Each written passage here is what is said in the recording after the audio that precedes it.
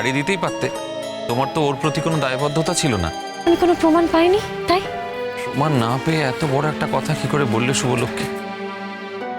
তুমি নিজে একজন লয়ার, লয়ার কোনো প্রমাণ ছাড়া এরকম কথা বলে না, বিশেষ করে এরকম বেফাঁস কথা তো একেবারেই বলে না। আমার শরীরটা না আজকে ভালো নেই, একদম ভালো নেই। আমি খুব টায়ার্ড, আমার আজকের দিনটা একটু বিশ্রাম প্রয়োজন। আমি সেই জন্যই তো বলছি যে আমি তোমাকে নিয়ে যাব সঙ্গে করে ডাক্তারের কাছে। আমি তারপর তোমাকে বাড়ি পৌঁছে দেবো। একটা কাজ করছি, আমি সুজনকে ফোন করে দিচ্ছি, সে তোমার বাড়ি পৌঁছে যাবে। No way. ইয়েস, এটাই হবে। আমি যখন বলছি তখন তুমি আমার সঙ্গেই যাবে। শুভলক্ষ্মী, তুমি তোমার ভালো সময় আমাকে পাশে থাকতে দাওনি, তোমার সুখের সময় পাশে থাকতে দাওনি আমাকে। এখন আজ তোমার অসুখের সময়, তোমার অসুবিধের সময় আমি তোমার পাশে থাকবই। আমার গার্লফ্রেন্ড কি তোমায় ঠিকমতো সময় দিচ্ছে না, না কি বলো তো? আমার সঙ্গে এরকম নেই আঁকড়ার মতো ব্যবহার কেন করছো সুযোগ পেলেই? হ্যাঁ, কারণ সেও বুঝতে পেরেছে যে আমার একটা প্রায়োরিটি জোন আছে, আর সেই প্রায়োরিটি জোনে সে বিলং করে না। তাহলে প্রকারান্তরে তুমি স্বীকার করলে শেষ পর্যন্ত যে তোমার জীবনে কঙ্কনা বলে কেউ আছে? হ্যাঁ, স্বীকার করলাম যাতে তোমার ইগোকে আমি একটু হলেও শান্তি দিতে পারি। এরপরেও তুমি ভাবছো যে তোমার সঙ্গে এক গাড়িতে আমি যাবো? I just hate you. তোমার প্রবলেমটা কোথায়? ধরো আমি যদি কোনো রিলেশনশিপে থাকিও, তোমার প্রবলেমটা কোথায় আমি তো বুঝতে পারছি না। আর এমনও তো হতে পারে যে তুমিও কোনো রিলেশনশিপে হয়তো আছো, কোনো প্রমাণ নেই। Dare you! শোনো, তুমি না আমাকে কোনোভাবে অপমান করার চেষ্টা করো না। কোনটা অপমান? মানে এই যে আমি বললাম যে তুমি কোনো রিলেশনে থাকতে পারো, এইটা তোমার কাছে অপমান বলে মনে হচ্ছে? শুভলক্ষ্মী, তাহলে তুমি যে কথাটা আমাকে বললে আমার সম্পর্কে, তাহলে আমার কাছে সেটা অপমান? কি আশ্চর্য, তুমি তো স্বীকার করলে যে তোমার জীবনে কঙ্কনা আছে, তুমি তো স্বীকার করলে যে তোমার প্রায়োরিটি জোন আছে। যদি বলেও থাকি সেই জোনে তো কঙ্কনা পড়ছে না, তোমার অসুবিধাটা কোথায়? তুমি তো সেখানে আছো, মানে ওপর দিকেই আছো। তুমি কি ভাবছো তুমি আমায় দয়া করছো? তোমার কি মনে হচ্ছে এই কথাগুলো শুনে আমি কৃতার্থ হয়ে যাব? কৃতার্থ না হলেও মনে মনে শান্তি নিশ্চয়ই পাচ্ছ। কিসের শান্তি? কিসের শান্তি মানে ধরো প্রায়োরিটি জোনে তুমি যে এগিয়ে আছো তার শান্তির কথা বলছি আমি। তুমি তো সবসময় এগিয়ে থাকতে চেয়েছো, সবার থেকে নাম্বার 1 হতে চেয়েছো। তো এই যে প্রায়োরিটি জোনে তুমি নাম্বার 1 হয়ে আছো, এটা তো তোমার ভালো লাগার কথা। তুমি না প্লিজ যাও, আমার তোমার সঙ্গে কথা বলতে ভালো লাগছে না। সে তো আমি জানি, অনেক বছর আগে থেকেই তোমার যে আমার সঙ্গে কথা বলতে আর ভালো লাগতো না, সেটাকে আমি বুঝিনি, বুঝেছিলাম।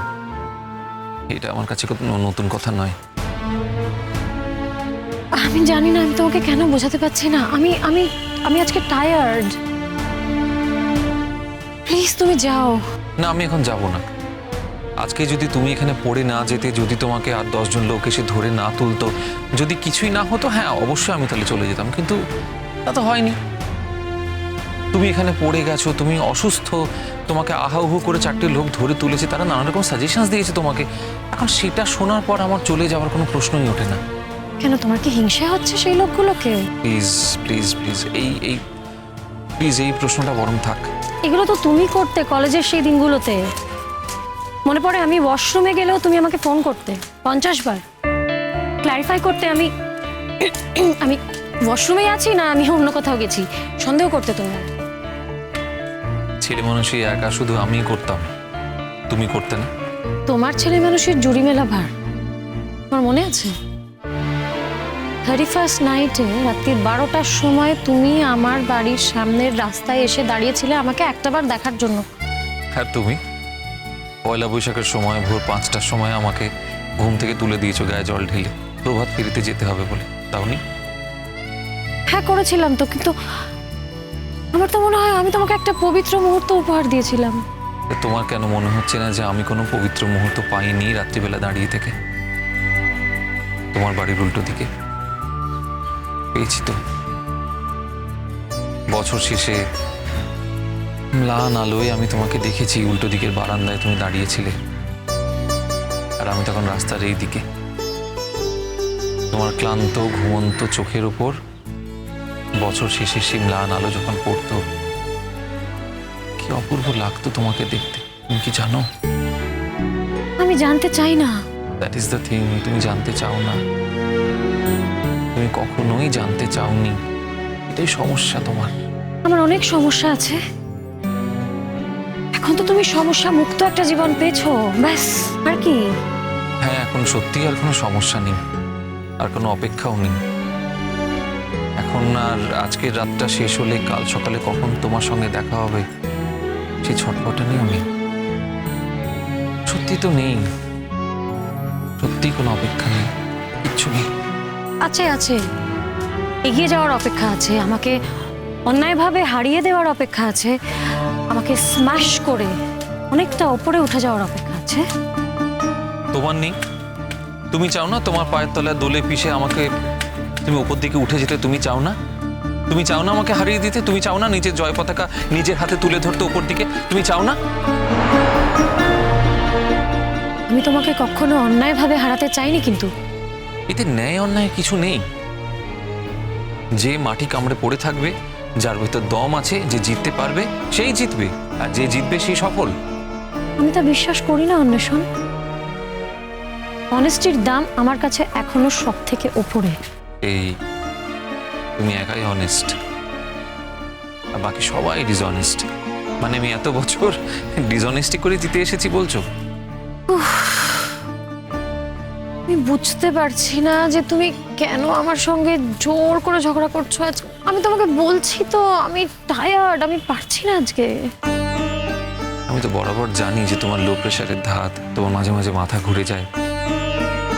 এই যে আমি এত কনসার্ন তোমার ব্যাপারে, এটা তো প্রথমবার নয় শুভলক্ষ্মী, এর আগেও তো দেখেছো তুমি। হ্যাঁ, আগে তোমার অধিকার ছিল তুমি কনসার্ন দেখাতে, এখন তোমার অধিকার নেই। তুমি কোন অধিকারে কনসার্ন দেখাচ্ছ এখন? কিসের অধিকার? কে অধিকার দেবে আমাকে? হ্যাঁ, আমি সে অধিকারের পরোয়া করি না।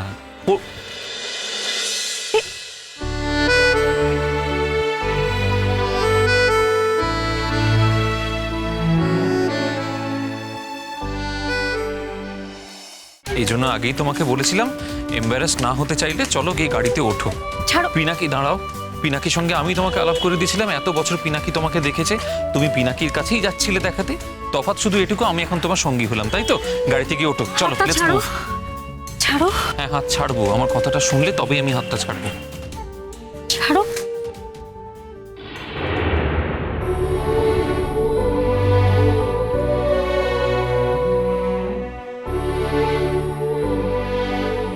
এই গাড়িটাতে উঠতে আমার ইচ্ছে করে না। কেন? অনেক স্মৃতি জড়িয়ে আছে অন্বেষণ, অনেক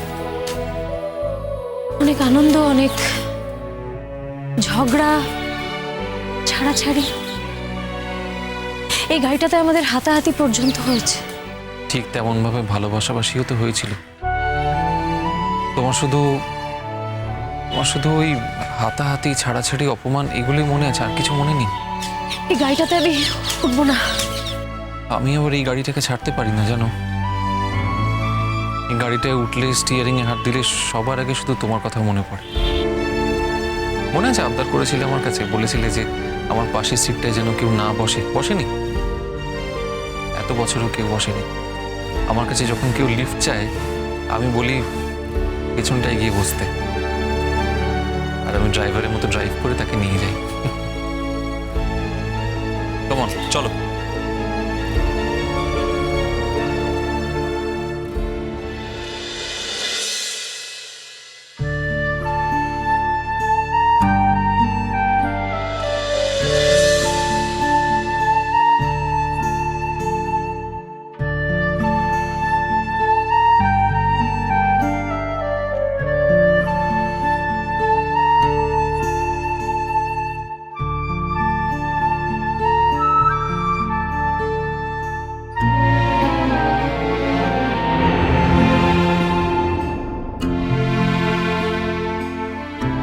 জানি খেয়াল করে হাতটা আমার হাতের উপর দাওনি, তাও দিয়ে যখন ফেলেছো তখন থাক না আর একটু আমার কাছে।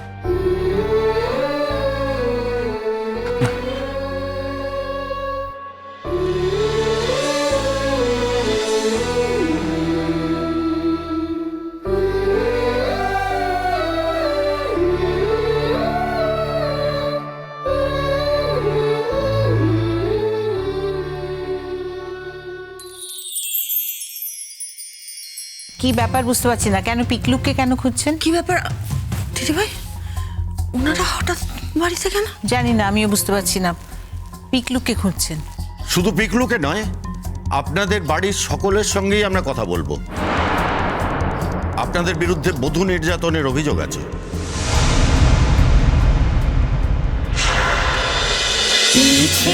নদী